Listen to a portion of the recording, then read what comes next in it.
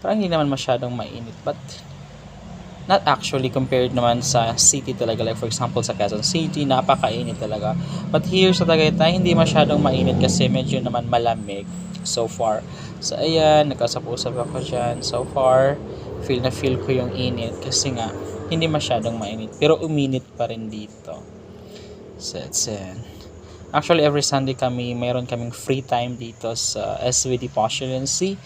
And kailangan natin magsipa sa labas kasi walang misa sa amin sa loob. So here, nandito na tayo ngayon sa Divine Word Seminary 1963 sa Society of the Divine Word. So nakapasok na kami.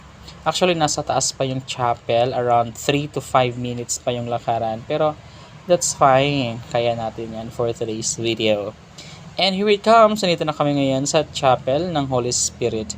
Actually, yung building na yan ay yung room o dormitory ng mga scholasticate or yung mga theologians from T1 to T4. So ayan, dito yan yung kanilang lugar. So ito yung Holy Spirit Chapel. That's the Holy Spirit Chapel. This is St. Arnold and St. Joseph Reynadimit. Si St. Arnold yung founder ng Society of the Divine Word at si